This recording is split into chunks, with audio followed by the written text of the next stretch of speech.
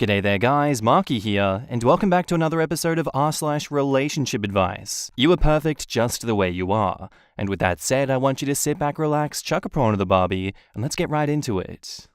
Posted by user ThrowRA Jeff the Creep, titled, "My girlfriend's close friend asked us to open up our relationship so he could pursue her. Now I'm not comfortable with her still being around him. All names are fake. So I've been with my girlfriend Emily for 4 years now. Emily has a close friend Jeff, who I've never liked. The guy has always come off as skeevy, whiny, and creepy to me. I've heard things about him from ex-friends, and even current ones that make him just come off as pathetic and creepy. I could go on about him, but I'll cut to the chase though. The real reason I do not like Jeff is that he has always been interested in Emily. They met in middle school, and he's had a crush on her since then. He's tried and failed multiple times over the years to get her to like him. Ever since I came into her life and we started dating, he's always given me the feeling that he's orbiting, waiting for us to break up and to try again.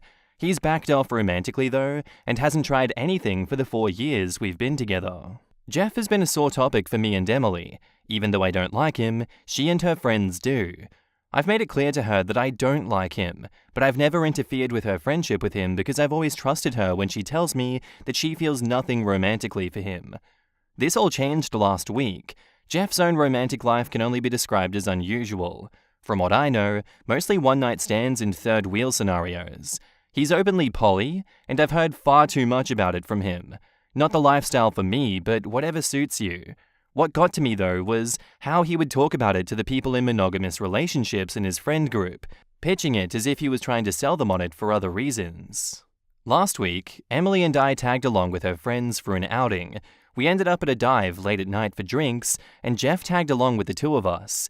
He was incredibly off-putting to me the entire night, much more than usual, acting all buddy-buddy with me to an uncomfortable degree. As we sat and chatted, he brought up his most recent relationship from a few months back, a poly relationship where he was third-wheeling another couple. It was very awkward. Much more so when, out of nowhere, he recommended we try something like that ourselves. The short of it is that he asked us to open up our relationship and become a triad with him. He knows I'm straight, so what he really meant was that he wants to screw Emily and for me to be okay with it. Emily declined, and I wanted to tear into the creep. However, Emily made me go to her car so she could pay for our drinks and leave, knowing I was about to make a scene. Suffice to say, I am not comfortable with her continuing to associate with him. I've made it clear that what he did was completely disrespectful of our relationship and that I don't trust him not to do something more sinister at this point. Emily, however, disagrees. She's saying this is just how Jeff operates, which makes me even more uncomfortable with the situation. He is not neurotypical, and her whole friend group has used that as an excuse for so long. I'm sick of hearing it. We have been arguing non-stop about this now. She doesn't think this is enough of a reason to cut him off, and I cannot understand why. Her friend group has essentially decided to stay out of it as well. I did share my thoughts with someone I know who is an ex-friend of Jeff's from high school. I also learned that Jeff has tried to break up Emily and her boyfriend before, and he thinks this is another attempt. She was planning on going out Friday with her friends to a movie, which included Jeff. We ended up having another massive argument, in which I told her not to come back if she left. She's been staying at her parents' house since. Right now, I feel like I'm living in effing bizarro land. Every single weird thing about her and her friends now sticks out like porcupine quills. It's like I'm the only one who sees a problem with what Jeff did, and that my opinion does not matter. Emily refuses to tell me what about Jeff is so important and endearing that he is worth this. It's like to her, this is just normal or something. How do I even proceed at this point? It feels like I'm just being walked over. How can I convey how uncomfortable I am at this, or is it even worth it at this point? This situation just sounds like one big entire mess, something I wouldn't want to be a part of. I don't know why she continues to say that his behavior is acceptable when it's obviously not. He's so creepy, and he's not neurotypical, so why is she doing this? Does this woman get off on leading on neurodivergent men? And the friend group is cool with that too? They're all just in on it? I don't understand, OP. I would leave this relationship personally. In the comments, quote, I also learned Jeff has tried to break up with Emily and her boyfriends before. And Emily let that happen, and now she is letting it happen again. It is exactly what you described. Open it up so Jeff can screw her. If they all think this is normal, I would not want to be a part of any of it. OP replies, "What's so bizarre here is I still believe her when she says she's not interested in him. Everyone, including people who hate Jeff, corroborates this. I don't know why she allows this behavior to go on and prioritize it over her own boyfriend. I could not care less, to be honest, if she is interested or not. He has been super disrespectful and effing weird, and yet she still does not see the problem after she lost multiple boyfriends over this. You will never win over him, and this will go on forever." OP replies, "You're right. I actually do believe I won't win over him. You win by walking away from this nonsense and finding a partner that will respect and defend your relationship. Let them have each other, since she has clearly shown you and her past boyfriends that she will defend and choose her snake friend over you." I would have ended it then and there. Jeff doesn't respect the relationship, and Emily covering for him proves she doesn't respect the relationship either.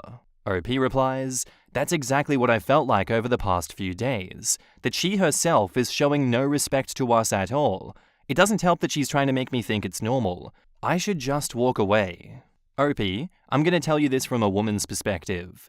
This isn't normal. You don't deserve it. It's disrespectful, and don't let her gaslight you into thinking that this is something reasonable. Any man or woman that would disrespect my relationship in that way and ask to literally screw your girlfriend and intrude in your relationship with zero regard for you is a piece of crap. Your girlfriend, then, even if she declined, basically choosing to maintain this crap and make you think that it's not an issue to have him lurking still in the background, says she likes the attention and is keeping him around as a backup plan. I would never, ever let anyone disrespect my husband like that. Immediate grounds for breaking off a friendship, going no contact, and also telling them in a very non-polite way to F off. She's not doing that. She's telling you to get over it, basically. You deserve better than having to compete with another man. She's not putting your relationship first, and that should be reason enough for you to call it quits. What's the value that he brings to her life, besides disrespect and overstepping boundaries? I'd choose my significant other over anyone that would do this any day of the week because I love him so much that I'd never want him to feel uncomfortable, disregarded, or like he needs reassurance that he's my priority. Please, value yourself enough to leave because this girl can't be bothered to do that for you." And OP replies, "Thank you. I really, really needed to hear this. I really needed to see that Emily was just as toxic as the people that she hangs out with." And now, onto the update, titled, "My ex-girlfriend has been leading a neurodivergent man on for over a decade to scam money out of him, even while we were together. I wasted the last 4 years of my life with a girl we'll call Emily. I thought she was a good and honest person, but boy was I wrong. Emily had a close friend named Jeff. I never understood it. Jeff is a creepy and pathetic man who has orbited her since middle school. He's neurodivergent, at least that's what their friend group has used as an excuse for his actions. He's always had a crush on Emily. According to ex-friends, he's tried his hardest to get her to like him since they met. Emily does not like Jeff any more than a friend, and even then, the way she talks about him to me makes me feel completely disgusted by him physically. Along with her honesty, it made me never question their friendship, even if Jeff was obviously orbiting, waiting for us to break up. A few weeks ago, Jeff asked us to try out polyamory so he could have sex with Emily. I was furious. I wanted to put him in his place, but Emily stopped me. She seemed to have no problem with him asking, even though she turned him down. Her whole friend group acted like this was just a normal thing to ask, that me upset and mad that he would dare disrespect our relationship like that was wrong. It was a me problem. There were things that should have clued me into the fact that her friend group was a circus. I just ignored it, however. After the polyamory incident, I couldn't though. The things that ex-friends told me about Jeff and Emily made me ask questions and start digging. I ended up contacting one of Emily's exes and learned something very interesting. In high school, Jeff was giving Emily hundreds of dollars that he was stealing from his parents. Emily and I had been arguing constantly after Jeff asked the question. She had been staying with her parents for a time while things cooled off. Once she showed back up at our place this week, I decided to confront her and asked if Jeff was giving her money. She denied it at first, but I told her that if she does not tell me the truth, I will forward many of the texts she sent me commenting about Jeff's body and face to Jeff himself. Jeff has been giving money to Emily since they met. For the entire 4 years we were together, he was sending her sometimes hundreds of dollars each month. Her texts with him are flirty in nature. While not outright saying she's interested in him, she's heavily implied it, acting like it's just not the right time for her to be with him. She has reaffirmed to me that she is not interested in him. In fact, she's implied that she actually hates his guts. I asked if her friends are also taking money from Jeff, and she said she did not know. I packed my shit up yesterday and am staying with my brother until I find a new place. I blocked Emily, and I sent a text to Jeff simply showing him how Emily talked about him to me. I'm 99% sure Jeff is stealing from his parents still, as he lives with them. I found his parents' numbers and texted them letting them know what's happening. Moving on from 4 wasted years is going to be tough. In the comments, Lisa Fleur says, "Whoa, so she's essentially a completely different person than you thought? I don't think any of the commenters in your last post could have seen this coming." Really? I just picked this up from a TikTok stream and I saw it coming immediately. This kind of tolerates the simps for the free shit behavior is extremely common. It's just the Belle Delphine business model in its original form. A proper jaw dropper. So Emily was happy milking money out of this guy that he stole from his own mother? What a shitbag. And let's be honest, she just told OP that their relationship was worth less than a couple $100 per month. I know, right? This girl is cheap trash. That dude is more delusional than the grandma who was going to sue for grandmother rights. The grandma who called CPS on her son and daughter-in-law because she went crazy that they didn't bow to her every whim? Yep, I see that. No, the grandma who was upset her son and daughter-in-law couldn't read her mind and call her back while daughter-in-law was in the hospital, pick her up from her house so she could see the baby after delivery, or drop by her house on the way home from hospital. Or is that the same grandma? I lose track sometimes. Wow, that is some psychopath shit from his ex-girlfriend. I'd say he dodged a bullet, but given the length of their relationship and the stuff he went through with her, it also kind of feels like he was riddled with bullets. There is definitely a bright side though. At least he 1. Doesn't have kids with her, 2. Doesn't own a house with her, 3. Isn't married to and needs to get a divorce from her, and 4. Wasn't vulnerable enough to listen to explanations and give her another chance. And yeah, honestly, OP, congratulations to you for getting out of there. That sucks. That whole situation sucks ass. You are a good person. It just seems as though there was an entire swamp of terrible people that you were surrounded by there. Your mental health will thank you for getting out of there. Anyway, guys, I would love to know what you think of this down in the comments below. Let me know.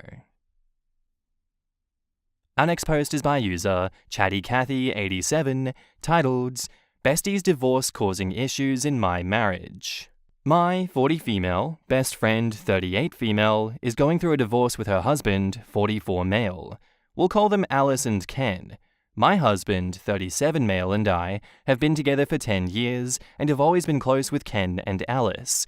Alice and I have been friends since long before we met either of our partners. My husband and Ken have become good friends over the years and they hang out just the two of them semi-frequently. About a month ago, Ken told Alice he wanted a divorce. She told me for the last 6 months they've been having issues. According to her, the problem stemmed from Ken's issues with her job. 3 years ago, she accepted a promotion at her company. The company requires her to travel 3 to 4 months out of the year, and she works a lot, even when she isn't on assignment. She's always been insanely ambitious and successful. I think it's important to note that Ken works full-time as a tradesman. He works out of his shop, metalwork, on their property, and stays pretty busy. She makes more than he does, but I wouldn't call her the breadwinner. Alice has a daughter, 12 female, from a previous relationship. Bio dad isn't in the picture, and Ken has been her dad since she was 4. According to her, Ken has been asking her to either take a position that requires less hours and responsibility, or find a new job that doesn't require any travel. She's been telling him she will, but has been putting it off, thinking he'd drop it eventually. This has been going on for a while. She didn't tell me how long exactly. It all came to a head when she extended a business trip while on the trip and forgot about a family vacation they had planned for when she got back. She didn't consult him about extending her business trip before agreeing to it. She apologized, and she promised to make it up to him and their daughter. She said she didn't have a choice when it came to extending the business trip. Whether that's true or not, I have no idea. Ken was upset, but didn't blow up. When she got home, though, his stuff was packed, and he'd moved most of his shop and tools into storage.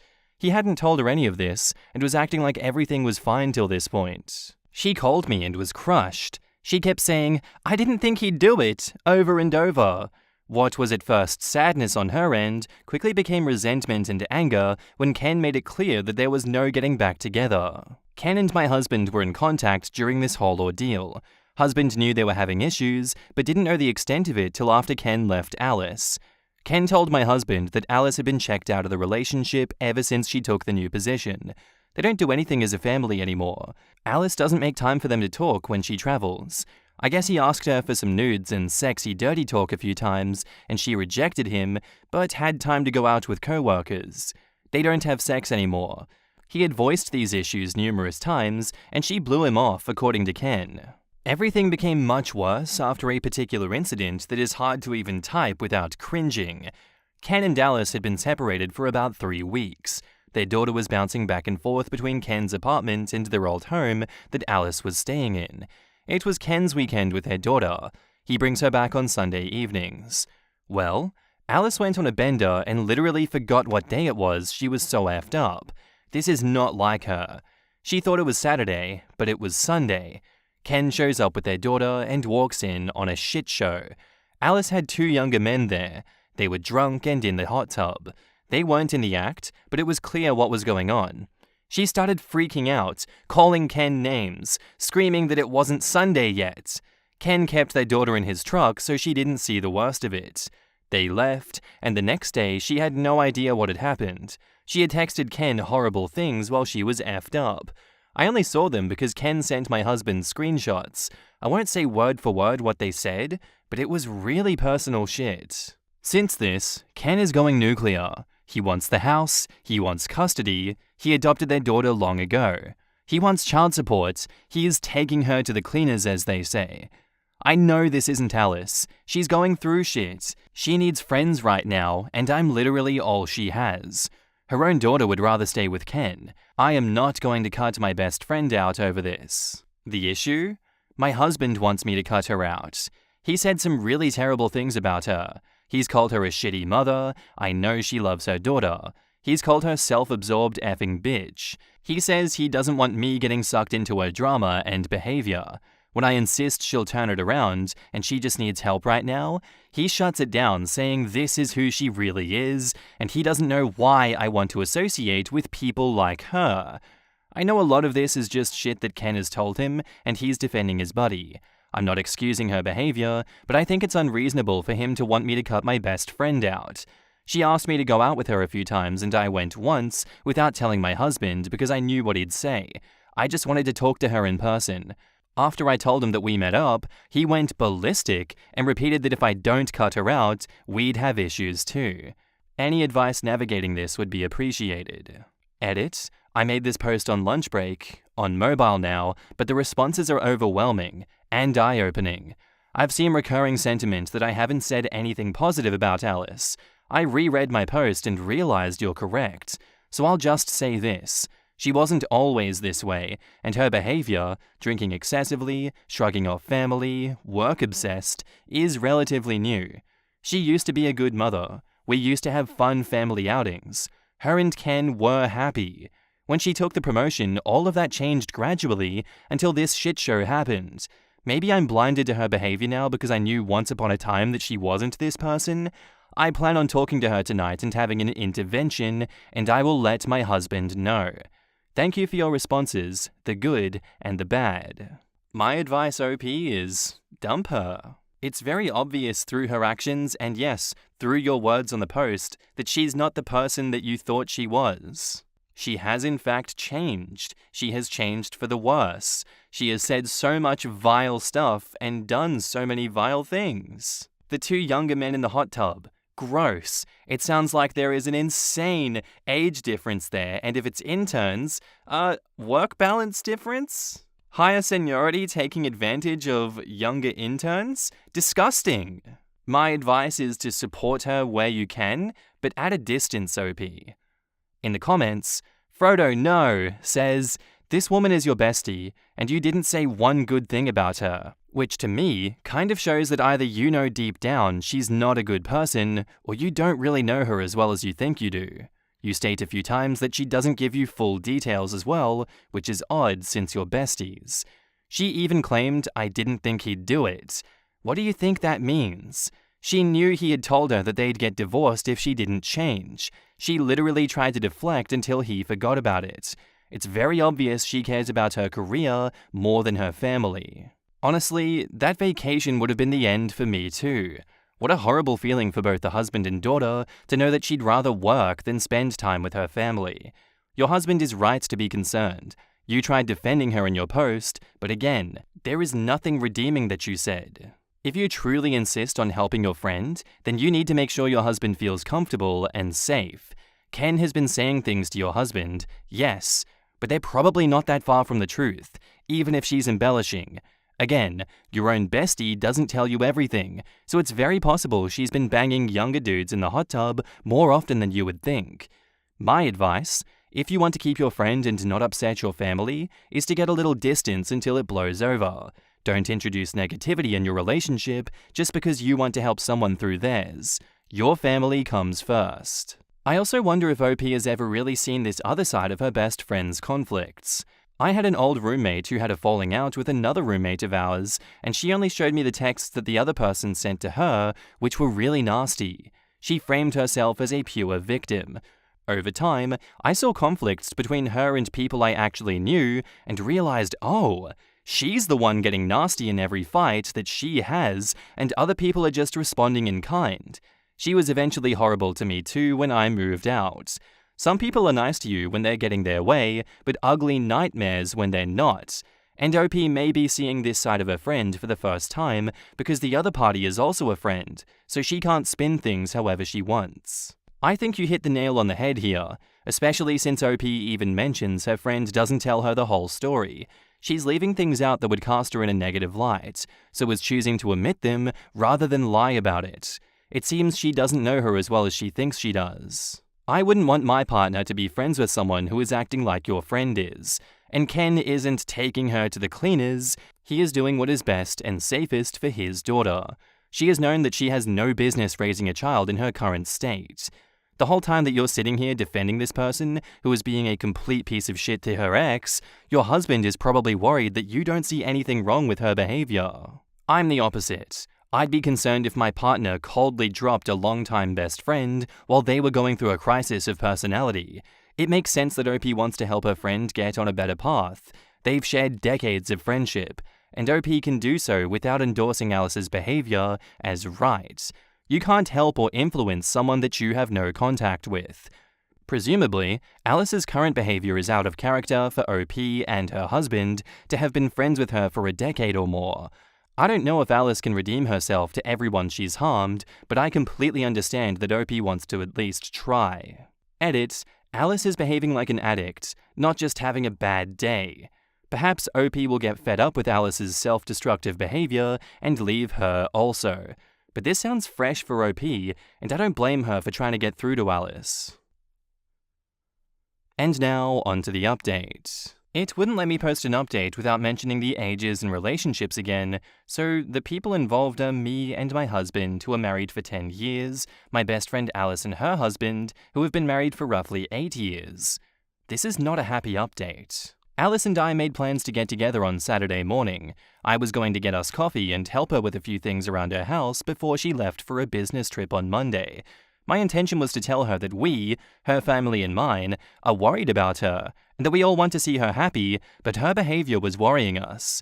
I was hoping we'd have a heart-to-heart. I was hoping I'd see my friend again. I was hoping she'd agree to see a therapist. I was hoping she would take a step in the right direction, but none of that happened. She was combative from the second I showed up at her place, almost like she knew what my intentions were before I even said anything. When I told her I was worried about her, she said she was fine and has just been blowing off steam and having some fun. She said she works hard and can do whatever she wants now that Ken left her. She talked about how ungrateful Ken was over the years for all of her hard work and everything she's paid for and done for him. It made me cringe, but I bit my tongue. For the record, Ken is a hard-working guy who didn't need her money. He was the breadwinner when they first got together. She makes quite a bit more than him now, but in no way was he dependent on her. Some of you pointed out it was likely that Alice was cheating on Ken. I asked her, and she got extremely defensive. She gave me the whole, "I can't believe you'd even ask that" attitude. I reminded her about the hot tub incident and the optics of it all. She blew it off and swore she had never cheated. I asked her who the guys were. Turns out they were interns at her company. When I asked her how old they were, she simply said, "They were legal." The way she said it made me wonder if that's how dirty old men talk about younger women. It was gross. Whether or not she was cheating before they broke up, I don't know. I don't really know anything about this woman anymore. Here's where things took an unexpected turn. As we chatted, she was packing for a business trip. I asked her where she was going this time, and she said Dallas. I didn't think anything of it. She's gone to Dallas for business dozens of times. What did strike me as odd was what she was packing. Long pants, sweatshirts, a beanie, jackets, hiking boots. It was all fall attire, and not what she'd be wearing in Dallas at this time of the year. I don't think I even saw her pack work clothes. But the weirdest thing, a random Seattle Mariners jersey. She doesn't follow baseball. She never has. I thought about saying something, but kept my questions to myself. It was all just odd. I felt like she was preoccupied with packing and her daughter coming over soon, so I decided to head out. We hugged. I told her I loved her and want her to be happy. I told her I hope she considers seeing a therapist when she gets back. She said, "I'll think about it." Things did seem to end on a positive note. When I got home, hubby and I were talking about how things went, and I told him about the clothes that she was packing and the random Seattle Mariners jersey. He thought that it was odd too, but other than it just being odd, we didn't think anything of it at the time. But then hubby went full internet detective, and guess who lives in Seattle and has a Facebook profile picture of himself at a Mariners game? Her daughter's biological father. My heart sank. When I checked the Mariners' schedule, they do have home games next week. I called her immediately and asked her if she was really going to Dallas. She responded, "Yeah, why?" I asked if she was sure she wasn't going to see X's name in Seattle. She got quiet. There was probably a full minute of silence. I told her she better not lie to me and that I would find out. She came clean. She said she had gotten in contact with him right after Ken left her, and they'd been talking more and more. She said he was a different man now and has turned his life around and blah blah blah. I didn't talk about her baby daddy in the last post because it wasn't relevant, but just know this man is a piece of shit human being. He cheated on her while she was pregnant and kicked her out when she confronted him. He'd slap her around, call her terrible names. This effing guy said he'd wanted nothing to do with their child also. I flew to Seattle, picked her up, and brought her home. She lived with me for a little bit. She met Ken shortly after having her daughter, and within a year of dating, they moved in together. I told her that of all the shit she's pulled recently, this was by far the worst thing she could do. I told her I was disappointed in her. I couldn't believe she would ever speak to that man after what he did to her and how he treated her. She kept saying that it was years ago and she's changed, and he wants to meet his daughter one day. I started screaming and yelling into the phone so loud, I think I blew out my voice. I told her I was done with her. I told her if she gets on that plane to Seattle, to not bother contacting me ever again. I hung up on her. She called me back and texted once, but I ignored it. I didn't have the energy for her anymore. I just sat on the couch crying all night while my husband held me. He didn't rub it in. He didn't give me attitude. He just let me cry and told me that he was sorry. Alice texted me this morning. She said she's sorry for lying to me, but she's a big girl now, and she can look after herself. I asked her if she was still going to Seattle, and she said yes, and I blocked her. It's over. I told Ken everything. He was upset but not surprised. He said he knew how close Alice and I were, and he was sorry that I'd lost my friend. I told him I was sorry that he'd lost his wife. You guys were right. I feel like an effing idiot. Maybe it's a little selfish of me, but I feel betrayed. In the comments, Imagine going back to your deadbeat baby daddy. Like, if you're gonna make poor choices, at least make new poor choices. If only for the novelty. People are wired funny. I know women and men who have extracted themselves from super abusive, toxic relationships, gotten together with people who loved and supported them, and then either have gone back to their original abusive partner or found someone of the same archetype. I've had women I know tell me, I need someone that puts me in my place. I know men that have told me that their safe, healthy relationship was boring. We are weird animals addicted to chemicals that our brains produce.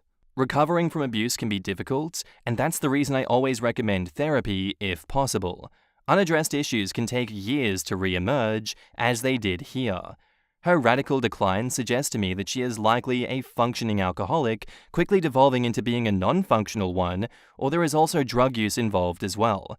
I do hope she only gets supervised visitation, because I honestly would not feel safe leaving a child with her for any period of time.